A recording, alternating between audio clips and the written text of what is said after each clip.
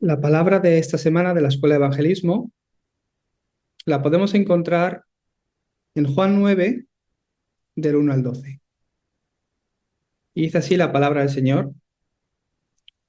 Al pasar Jesús, vio a un hombre ciego de nacimiento, y le preguntaron sus discípulos, diciendo, Rabí, ¿quién pecó, este o sus padres, para que haya nacido ciego?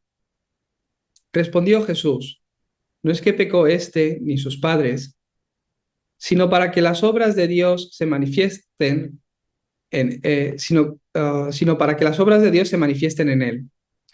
Me es necesario hacer las obras del que me envió. Entre tanto que el día dura, la noche viene cuando nadie puede trabajar. Entre tanto que estoy en el mundo, luz soy del mundo. Dicho esto, escupió en tierra e hizo lodo con la saliva, y untó con el lodo los ojos del ciego, y le dijo, ve a lavarte en el estanque de Siloé, que traducido es enviado. Fue entonces y se lavó, y regresó viendo. Entonces los vecinos y los que antes le habían visto que era ciego decían, ¿no es este el que se sentaba y mendigaba? Unos decían, él es, y otros, a él se parece. Él decía, yo soy. Y le dijeron, ¿cómo te fueron abiertos los ojos? Respondió él y dijo, aquel hombre que se llama Jesús hizo lodo, me untó los ojos y me dijo, ve al Siloé y lávate. Y fui y me lavé y recibí la vista. Entonces le dijeron, ¿dónde está él? Él dijo, no sé. Jesucristo nos dice, ir y hacer discípulos a todas las naciones. Pero los discípulos no son hechos a través de entrenamiento. Los discípulos nacen siendo discípulos y se diferencian, aparecen. Podemos darnos cuenta de que son discípulos a través del entrenamiento. Pero no es que formemos discípulos a través del entrenamiento, sino que ya son discípulos. Y en medio del entrenamiento es que podemos diferenciar y darnos cuenta de quiénes realmente lo son. Por eso los pastores que estáis haciendo el evangelismo, los obreros, estáis haciendo el evangelismo en vuestros campos, no debéis apoyaros en las personas. Si creéis en Dios, veréis que es Dios quien guía a los discípulos para que se encuentren con ustedes. Si ponen todas sus expectativas en las personas y no en Dios, si se derrumba la persona, perderán las fuerzas y se desanimarán. Si son personas que caminan con ustedes porque les ayudan en lo material y les tratan bien, porque pueden obtener algo de ustedes, ya sea conocimiento o ya sea algo material, pues se darán cuenta de que un día se encontrarán también con esos límites. El verdadero discípulo es aquel que sigue la palabra de Dios y delante de Dios va recibiendo la guía. El corazón del discípulo de evangelismo es algo que Dios mismo mueve. Por eso esta semana que viene, tendremos un entrenamiento en Tijuana, en México, desde el lunes hasta el miércoles. Dios ha movido el corazón de algunos discípulos para que otros pastores puedan estar viniendo y recibiendo este entrenamiento. Siempre en esta escuela de evangelismo estoy hablando acerca del entrenamiento de discípulos. Y hoy concretamente voy a hablar sobre el atrio de sanidad, que es ese sistema que sí o sí tenemos que levantar. Necesitamos levantar este sistema para sanar al creyente que está llegando a la iglesia. En otras palabras, cuando una persona recibe el evangelio como este ciego, ¿cómo le podemos ayudar a dar en adelante? Aquellos que han decidido recibir a Jesucristo, ¿cómo podemos ayudarles? ¿Qué sanidad espiritual han de recibir? ¿Qué han de entender para que puedan levantarse como esos discípulos? Ya no solo en no creyentes, sino que en la iglesia hay muchos creyentes que necesitan este atrio de sanidad para recibir sanidad en su pensamiento y corazón, para poder ver las cosas de forma correcta y levantarse como esos discípulos que realmente pueden adorar en espíritu y en verdad a Dios. En el campo hay muchas personas afligidas por diferentes razones, por diferentes problemas. Viven bajo una aflicción, algo, una situación, un acontecimiento, un problema que les hace sufrir continuamente. Por estos problemas, pero estos problemas vienen a causa del problema espiritual. Muchas personas viven una vida donde ellos están realmente en desorden y también se sienten vacíos. Porque no tienen la respuesta, no pueden descansar. Por esto intentan llenar su vacío de alguna forma, sin saber que esto no es bueno para ellos, o incluso sabiendo que es algo que los puede llegar a matar, intentan llenar sus vacíos, su vacío interior, con cosas materiales o con algo que los perjudica por completo. En otras palabras, viven atrapados en tinieblas. De la misma forma que el mundo estaba en Génesis 1, podemos ver que el mundo estaba en desorden, vacío y en tinieblas, y hasta que no vino esa luz de creación, esa luz de Cristo que resplandeció y salvó, organizó todo esto, ¿qué ocurrió?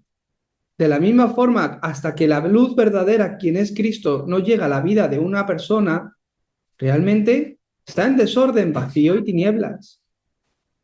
La oscuridad, que es invisible, en otras palabras, les ha atrapado y los tienen bajo engaño. Esto tiene que ver también con nuestras vidas, tiene que ver con nuestro ministerio.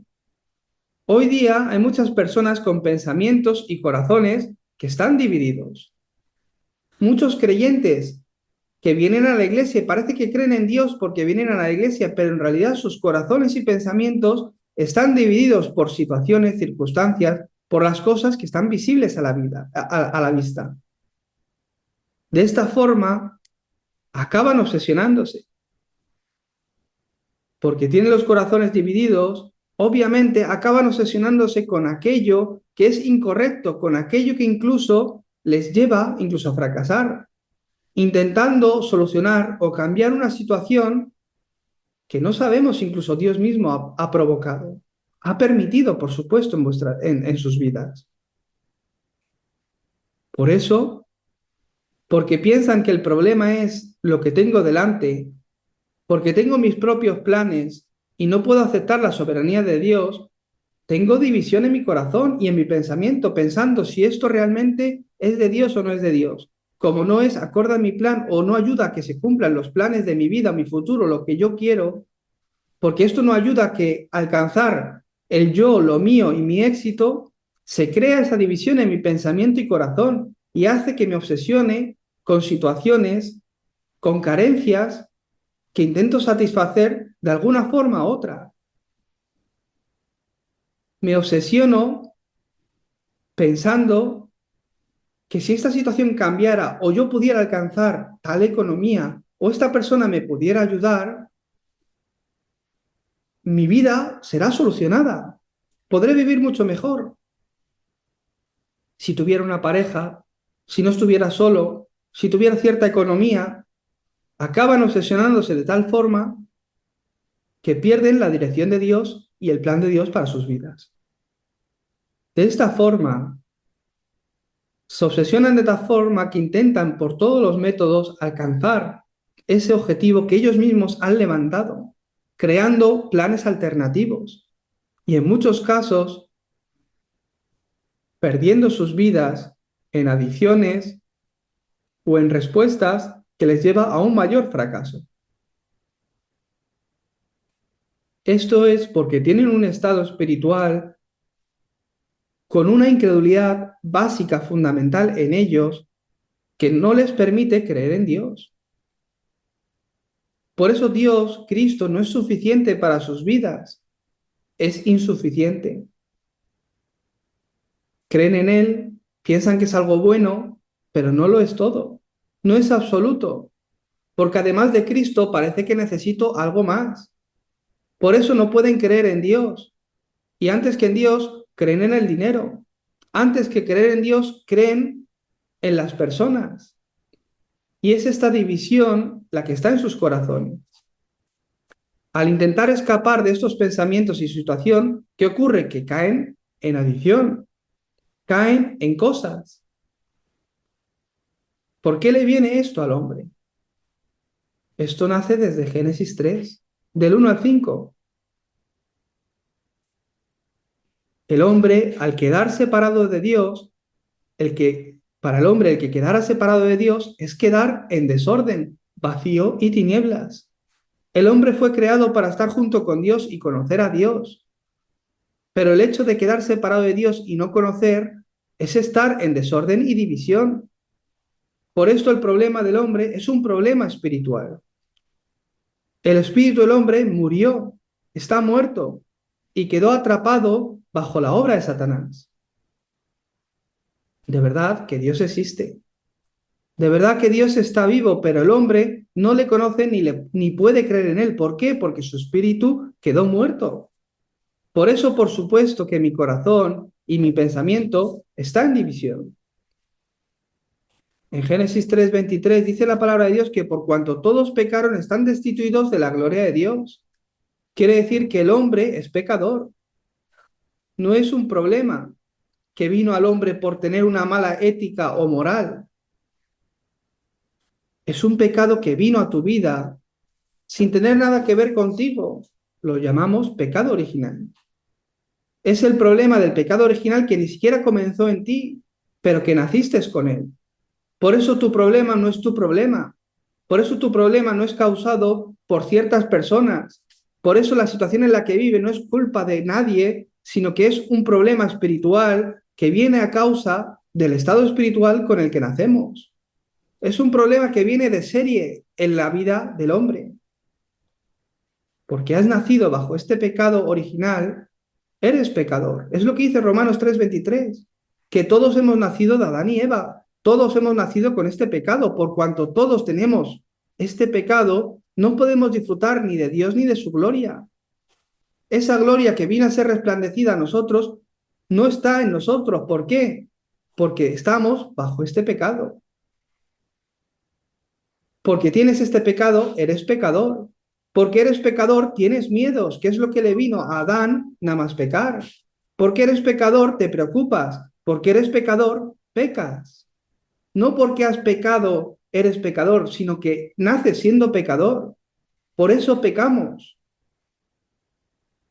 Por este pecado, nuestras vidas están llenas de quejas, enfados, preocupaciones, miedos y engaños. Por esto el pensamiento y el corazón de los que están separados de Dios están vacíos. Aunque tienen a alguien al lado, se sienten solos.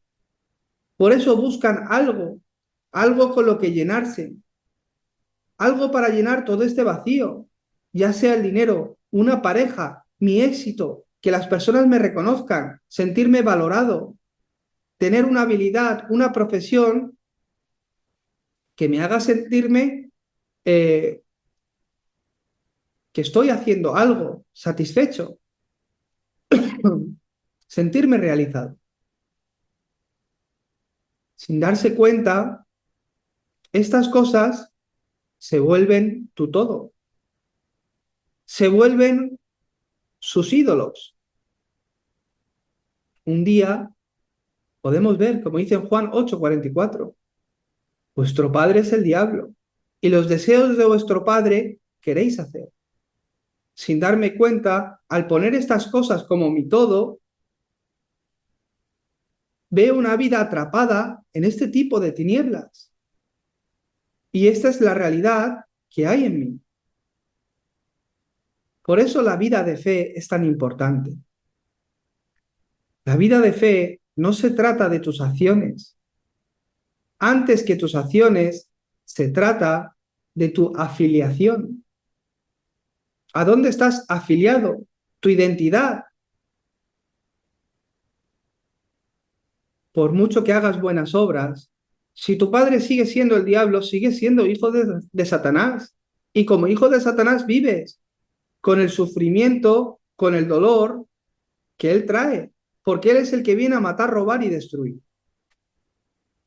Esto no es un problema que te pueden diagnosticar en el médico. Es un problema espiritual, del cual el hombre no puede escapar por sí mismo. Hoy, acorde a las escrituras, a la escritura que hemos leído, podemos ver en el versículo 1 cómo dice que al pasar Jesús vio a un hombre ciego de nacimiento. Ciego de nacimiento, en otras palabras, atrapado en su destino, en la vida que le ha tocado vivir, en un tipo de vida con un cuerpo que él no ha escogido. Nadie escoge dónde nacer, en qué familia nacer, de qué nacionalidad ser, ¿verdad?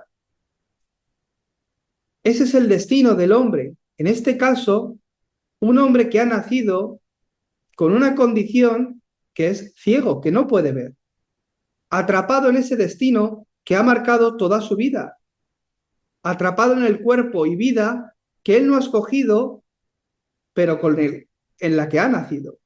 Ciego de nacimiento, no por accidente o por enfermedad.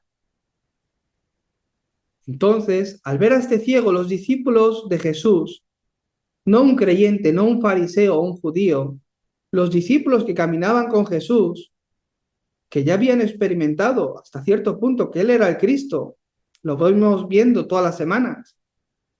En este punto, al ver al ciego, le hacen una pregunta muy importante a Jesús, sus propios discípulos, y le preguntaron, diciendo, Rabí, ¿quién pecó, este o sus padres, para que haya nacido ciego?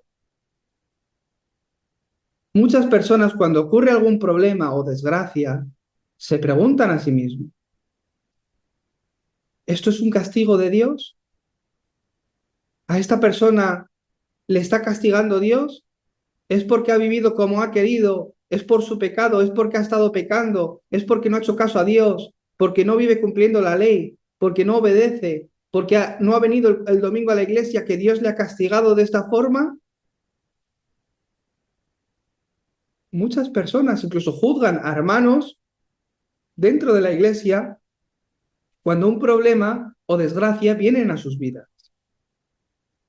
Jesús respondió diciendo, no es que pecó este, ni sus padres, sino para que las obras de Dios se manifiesten en él. Por eso nació ciego. Vuelvo a decir, no es que pecó este. Esto no significa que esta persona no tiene pecado, ¿verdad? Sino que no es por culpa de sus pecados, porque todos tenemos el pecado original, nacemos con ese pecado original. Lo que dice es que no es por sus pecados, ni siquiera por los pecados de sus padres, por lo que éste es ciego, sino que en este caso es para que las obras de Dios se manifiesten en él. Esto tampoco quiere decir que todos los ciegos de nacimiento es para que las obras de Dios se manifiesten en ellos, ¿verdad? Hoy, al leer estas escrituras y escuchar este mensaje, preguntaros a vosotros mismos esto. Al leer estos versículos, al escuchar hoy todo el mensaje, que lo voy a ir explicando poco a poco, ¿quién es el verdadero ciego en esta vida? Jesús hoy, la razón por la que Juan relató todo esto en el libro del Evangelio de Juan, la razón por la que lo dejó todo escrito, no es para hablar simplemente de que hubo un ciego hace 2000 años. ¿Quién realmente es el verdadero ciego en esta vida, hoy día? De verdad que aquel que no tiene ojos, de verdad que aquel que tiene ojos pero no puede ver lo importante, ¿no será el ciego? Hay ceguera espiritual, es lo que estoy diciendo. Los judíos en la Biblia son discapacitados espirituales, personas con una discapacidad espiritual, espiritualmente con movilidad reducida por completo, que no ven, ni sienten, ni oyen, ni tienen oídos para oír. aunque ven con sus ojos, aunque delante de ellos ven con sus ojos la obra de Dios, no pueden diferenciar qué es la obra de Dios. Aunque Dios está obrando delante de ellos, no pueden ver que Dios está obrando delante de ellos. Ese es el estado espiritual en el que están los judíos. ¿Quién realmente es el ciego? Muchas personas que van a la iglesia, muchas de las personas que están clamando a Dios, y aunque Dios obra y responde, no pueden ver la obra de Dios. Aunque Dios está obrando delante de ellos, no pueden diferenciar qué es Dios y qué es Satanás. Dios obra en tu vida a través de los problemas y no lo ves, entonces es ceguera espiritual. No es, no era un ciego de hace 2000 años, sino que soy yo ese ciego. Todos hemos sido ciegos. Poco a poco el Señor nos va, por su gracia, abriendo nuestros ojos. Aunque hemos creído en Él, aunque le hemos recibido, aunque hemos vivido yendo a la iglesia, aunque hemos leído sus escrituras durante muchos años, hemos estado ciegos. No es ciego el que no puede ver, sino aquel que no conoce el problema espiritual. No es un problema de acciones, de quién hace qué. Es un problema de identidad. ¿De dónde estás afiliado? En Juan 8:44 dice que vuestro padre es el diablo y los deseos de vuestro padre queréis hacer, que él es padre de mentira. Él es mentiroso. Esta era nuestra identidad. Ahí estábamos nosotros y no lo sabíamos. Hemos intentado tener la mejor vida sin conocer esto. Éramos ciegos espirituales.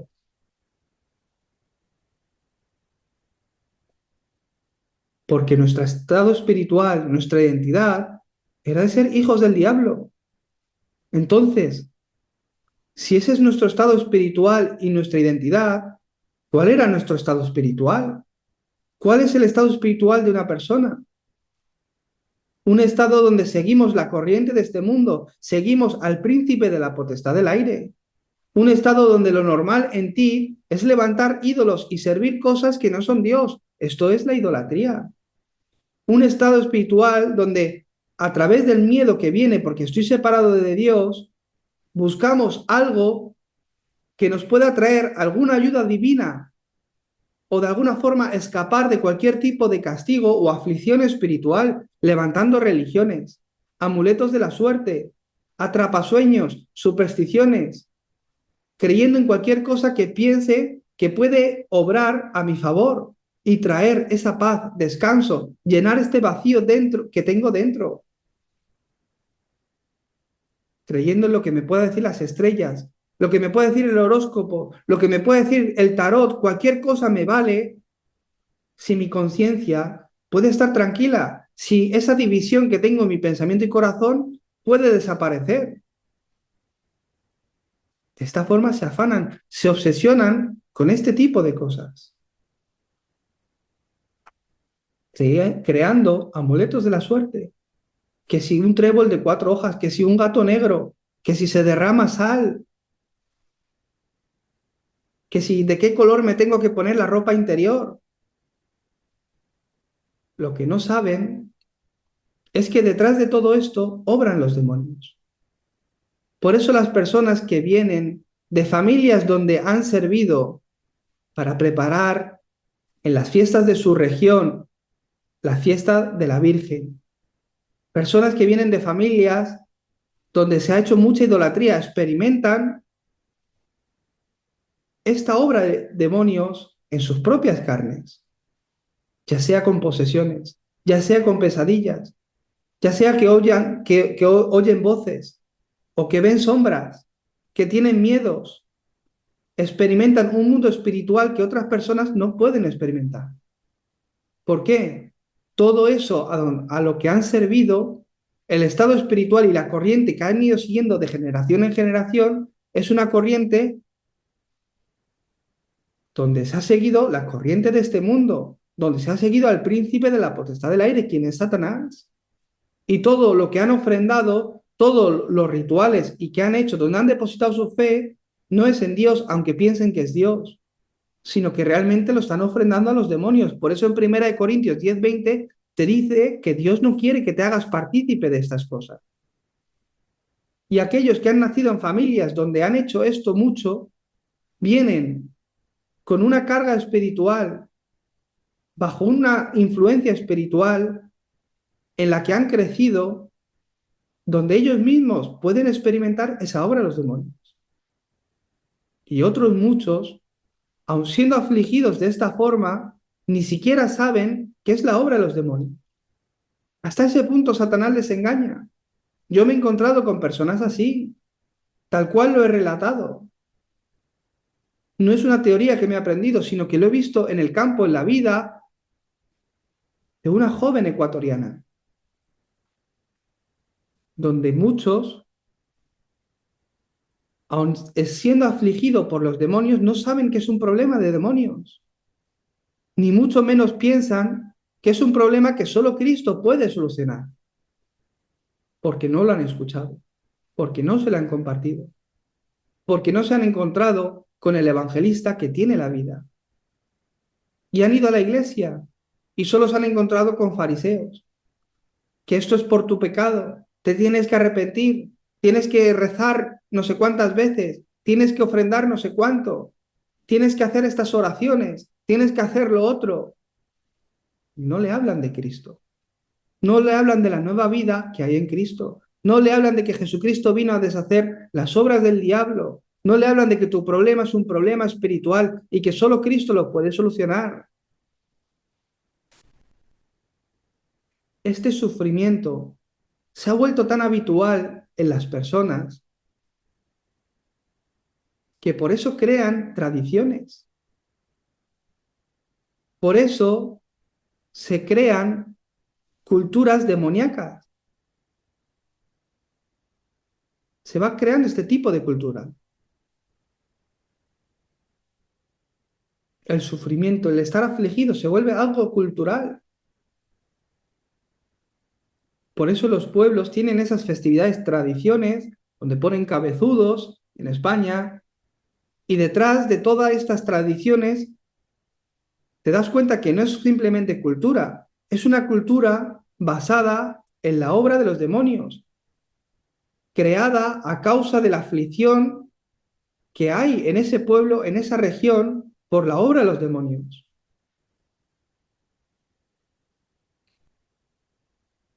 Por eso que, por supuesto, después de estar sufriendo por esto durante años, mentalmente empiezan a estar afligidos. Empiezan a tener un estado donde no saben si lo que oyen es de los demonios o es de la persona que me está diciendo a mí realmente esto. Donde empiezan a imaginar, donde empiezan a distorsionar las cosas, donde empiezan continuamente a caer en engaños. No es que ha ocurrido algo que les ha traumado de tal manera que les viene un problema mental. No es que ha ocurrido algo que de repente su condición mental, su salud mental ha empeorado. No ocurre así, sino que desde ya hace mucho tiempo tienen una condición en la que con la que han crecido, con la que han vivido muchos años y que a través de un accidente, un incidente, una situación, se ha revelado. No ocurre de repente. Han nacido con unas condiciones espirituales donde no tienen más remedio que crecer y vivir con la aflicción mental y física. Esto no te lo explican así en el hospital, porque los médicos hablan de síntomas que ya son visibles, acorde a los resultados de las analíticas. Pero esto es espiritual. No hay forma de que te aparezca en los rayos X. El problema mental comienza desde el miedo. Después de caer separado de Dios, quedar muerto espiritualmente en pecado y atrapado en tinieblas bajo la obra de Satanás, Adán tuvo miedo. Por eso se escondió. Es el primer síntoma del problema mental que viene al hombre que quedó separado de Dios.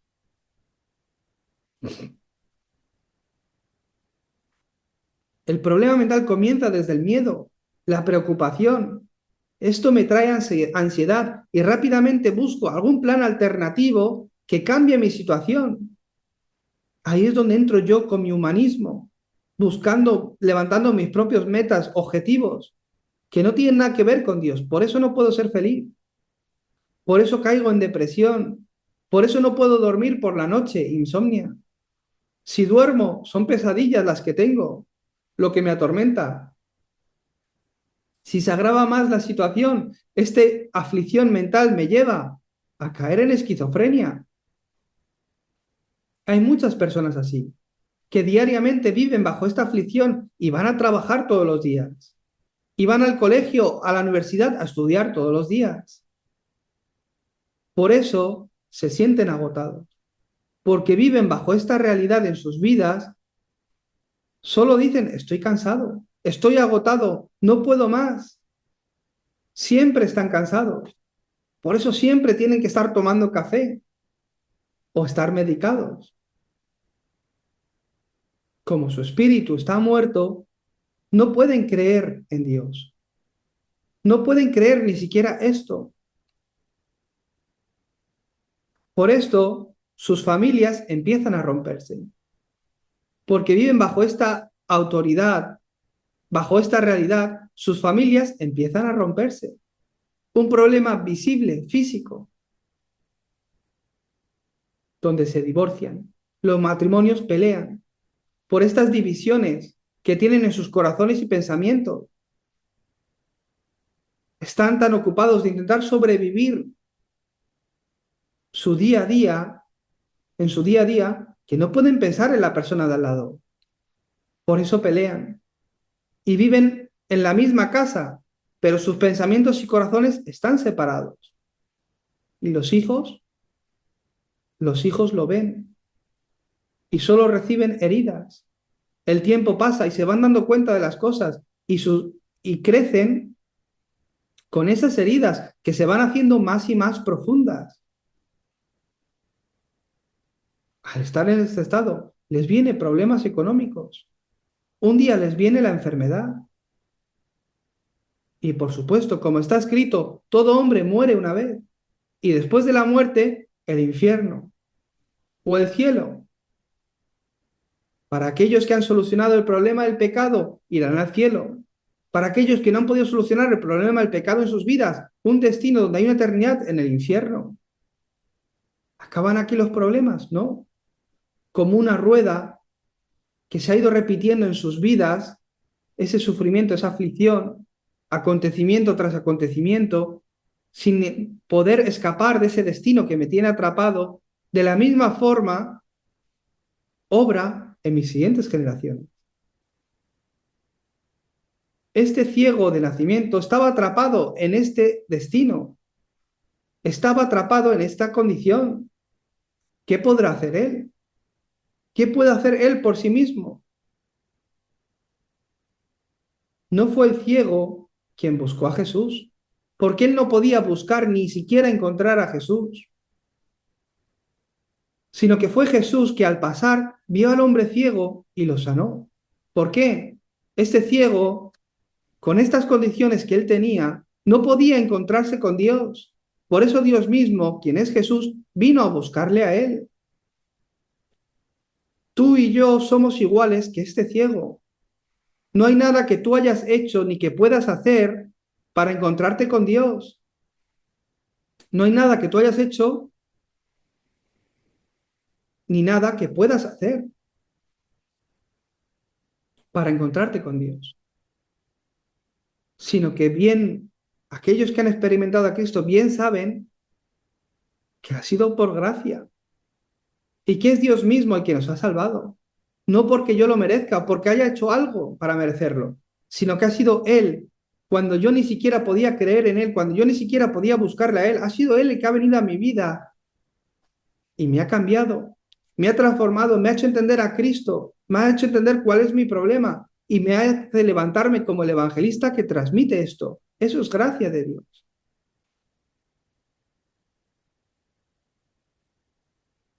Usted y yo fuimos creados en esta época para que las obras de Dios se manifiesten a través de nuestras vidas. Por eso aquellos que han recibido la salvación se dan cuenta que no ha sido por nosotros o depende de nosotros, sino que es soberanía de Dios. El ciego es sanado porque se lavó en el estanque de Siloé.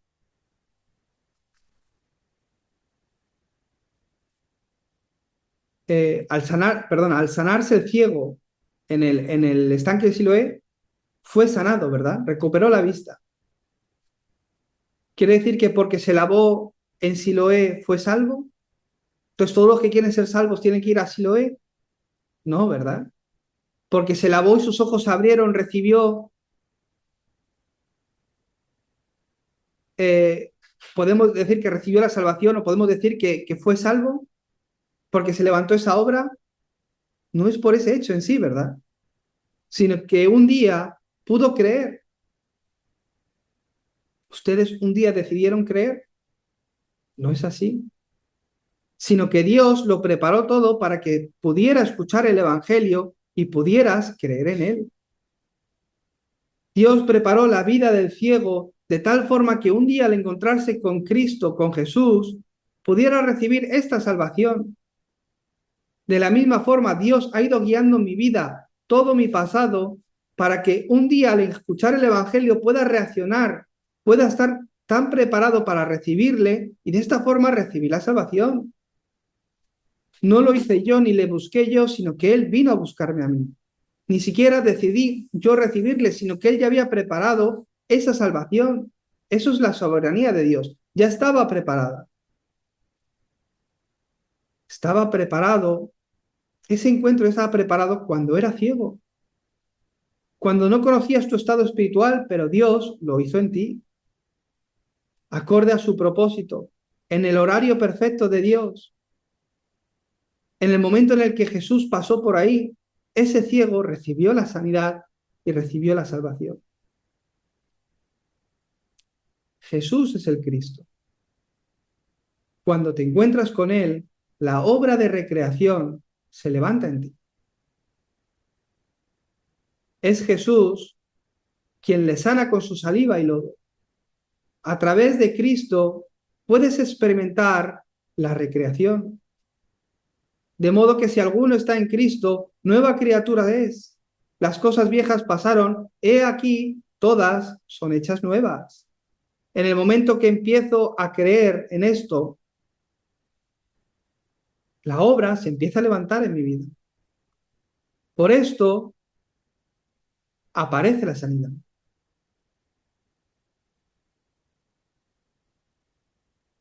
Empiezo a recibir la sanidad para ser testigo. No solo la sanidad. Jesús quiere que te levantes como testigo. Este cojo no tenía que hablar otra cosa, solo lo que Jesús hizo en su vida. Respondiendo él y dijo, aquel hombre que se llama Jesús hizo lodo. Es lo que hizo Jesús en su vida, hizo lodo, me ungió, me untó con los ojos y me dijo, ve a Siloé y lávate. Y fui y me lavé y recibí la vista. No necesitas hablar otras cosas, sino lo que Jesús hizo en ti. Con hablar lo que Cristo ha hecho en nosotros es suficiente. Por esto que ocurrió, ¿qué sucede después? Este ciego dijo, aquel hombre que se llama Jesús no sabía quién era realmente Jesús. Entonces volvieron a decirle al ciego. A partir de este acontecimiento le llaman los fariseos al ciego y le vuelven a preguntar, ¿qué dices tú del que te abrió los ojos? Y le dijo, que es profeta.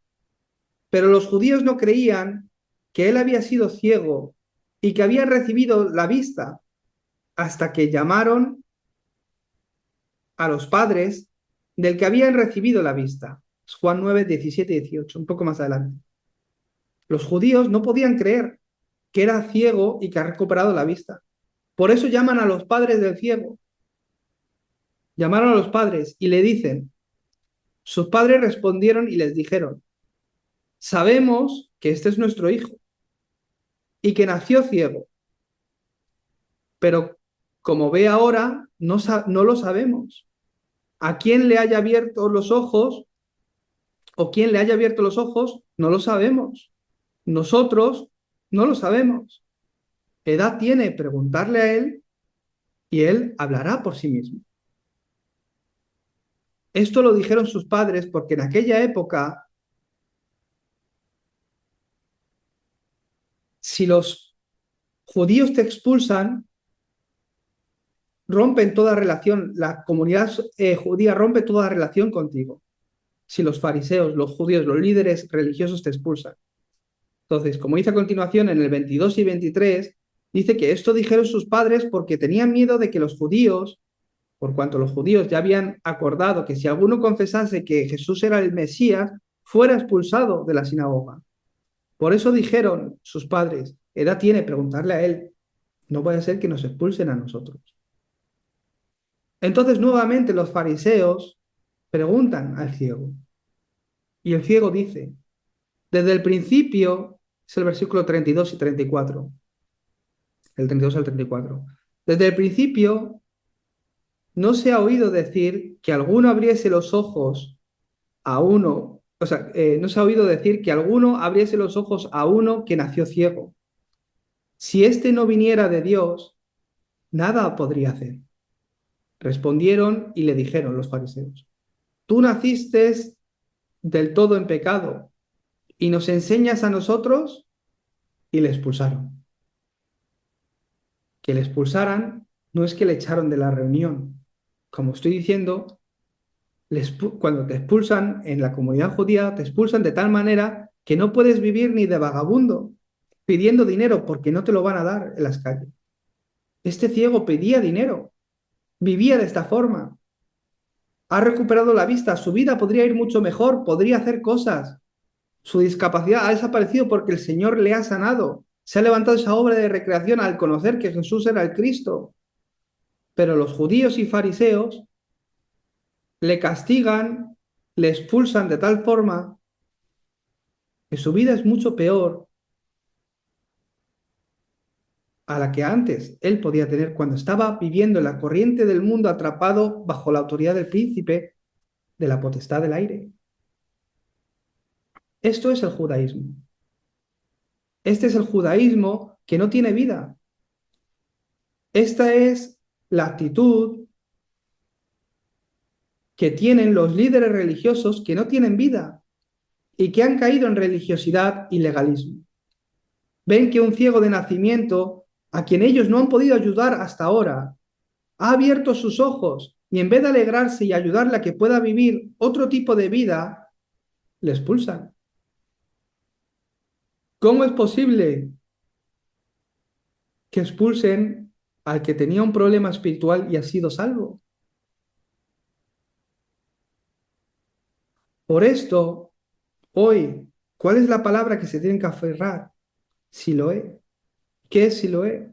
Siloé es la iglesia hoy día. Siloé significa el enviado, enviado.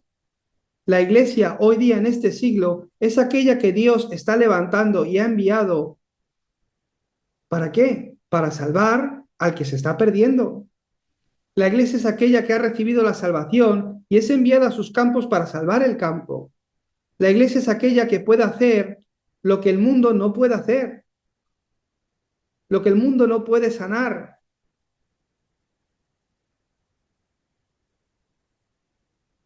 La iglesia es aquella que Dios está levantando para sanar a aquel que está atrapado en su problema espiritual. La iglesia no es religión, es vida. La iglesia es distinguida de la religión y la vida religiosa. En la iglesia ha de levantarse el movimiento de vida. En sus reuniones ha de levantarse el movimiento de vida para que cualquier persona con el problema espiritual que entre pueda vivir, pueda pasar de la muerte a la vida. El lugar donde la gente que no tiene vida y no puede salvar sus campos y se reúnen y pelean en el nombre de Dios, no es la iglesia. La iglesia ha de ser el campo o la reunión que salva a aquel que muere porque no conoce el Evangelio. Es el lugar donde los que vienen porque han recibido el Evangelio vienen y dan alabanza y su culto a Dios. Los judíos, ¿qué dijeron? Respondieron y dijeron, tú naciste del todo en pecado y nos enseñas a nosotros, y le expulsaron. Estos son los líderes espirituales que no tienen vida, no conocen el problema espiritual y no pueden dar gracias al ver que uno que espiritualmente está muerto vive. Por eso le expulsan. Mirad Jesús por otro lado, en el versículo 35 y 38, del 35 al 38. Fue a buscarle nuevamente. Oyó Jesús que le habían expulsado y hallándole le dijo, ¿crees tú en el Hijo de Dios? Respondió él y dijo, ¿quién es, Señor, para que crea en él? Le dijo Jesús, pues le has visto, y el que habla contigo, él es. Y le dijo, creo, Señor, y le adoró. Jesús fue a buscarle y le explicó, ¿crees realmente en el Hijo de Dios? ¿Quién es el Hijo de Dios? ¿Por qué había de venir el Hijo de Dios? ¿Cuál era tu problema? ¿Y qué es lo que Cristo y por qué solo Cristo solo lo puede solucionar Él? ¿Por qué había de morir? ¿Por qué había de venir y por qué había de morir? ¿Cuál es mi problema que significa que la muerte de Cristo soluciona mis problemas? Este es el itinerario por el que una persona ha de pasar. Esta confesión que hace, ¿quién es para que en él crea? Y al descubrir que Jesús es él, que realmente crea en él y empieza a adorarle, es aquello que ha de levantarse en la vida de una persona al conocer realmente a Cristo.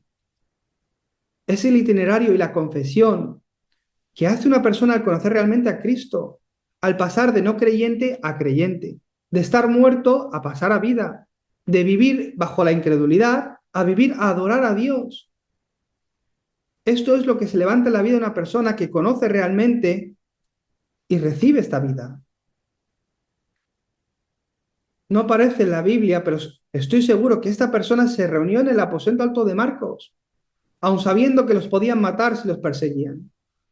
Estoy seguro que la mujer samaritana de hace unas semanas, que estaba al lado del pozo porque tenía 5 esposos, también se reunió independientemente de que no quisieran hacer negocios con ella. Sin importar cuáles sean las consecuencias, seguramente que se reunió, estuvo ahí en el aposento alto de Marcos. ¿Por qué? Habían experimentado a Cristo como la vida. La mujer adúltera a la que quisieron apedrear, seguramente que también estuvo en el aposento alto de Marcos. Yo quiero que experimenten el mensaje de Cristo, de que Jesús es el Cristo, que lo experimenten en sus vidas. No es mi intención ni mi deseo que vengan simplemente a mi reunión o a esta reunión, sino que a través de nuestros encuentros y los mensajes que pueda compartir, realmente puedan experimentar a Cristo. Y que así como lo experimentan, se levanten como testigos y puedan hablar de lo que Cristo ha hecho en sus vidas y puedan ser esos pastores, obreros, que realmente ayudan en sus naciones a que otros puedan experimentar a este Cristo. No que vengan simplemente a escuchar. Por eso vamos a México y tenemos una reunión.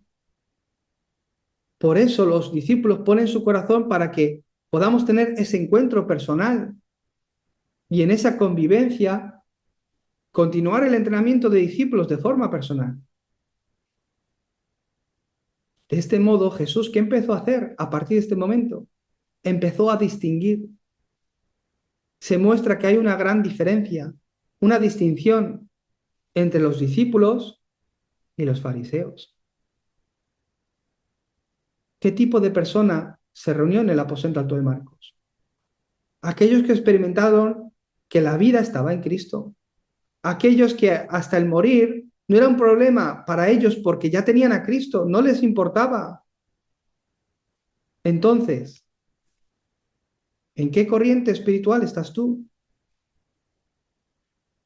Lo que ocurre hoy día no es por casualidad. Dios lo está permitiendo. Dios está empezando algo nuevo. ¿En qué corriente estás tú? Al conocer esto, nuestra reunión, ¿qué tipo de reunión es? ¿Qué significa que tengamos esta reunión? ¿Qué tipo de culto es mi culto? ¿Mi ofrenda? ¿Qué tipo de ofrenda es?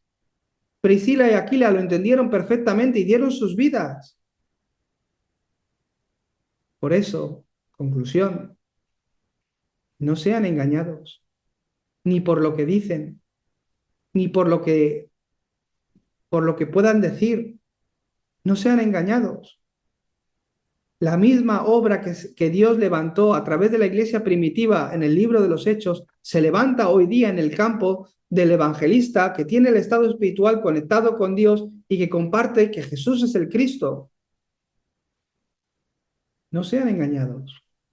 No hay más. No hay otra cosa. Solo pon tu vida dentro del cumplimiento de la palabra.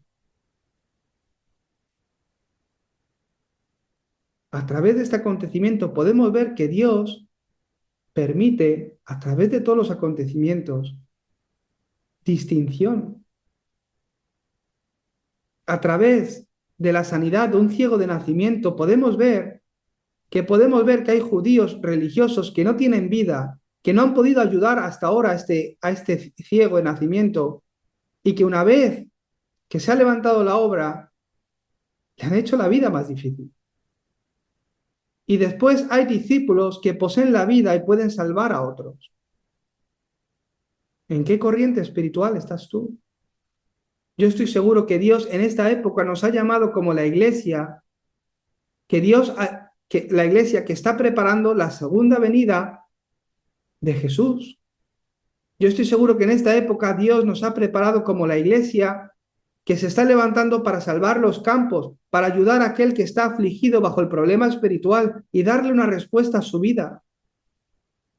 Os bendigo para que esta obra se levante en vosotros. Vamos a orar. Dios Padre, te damos gracias porque no has permitido que nos quedemos en la corriente de la multitud, sino nos has llamado bajo la corriente de discípulos de evangelismo. Que la obra del entrenamiento de discípulos que Jesús mismo hizo en cada uno de sus discípulos se esté levantando también en nuestras vidas. Gracias, Señor, por salvarnos a nosotros que nacimos ciegos. Gracias, Señor, porque nos has llamado dentro de la corriente del evangelismo bíblico que tú deseas para esta época. Úsanos trascendiendo la religiosidad y el legalismo de la sociedad judía, Señor. En el nombre de Jesucristo oramos. Amén.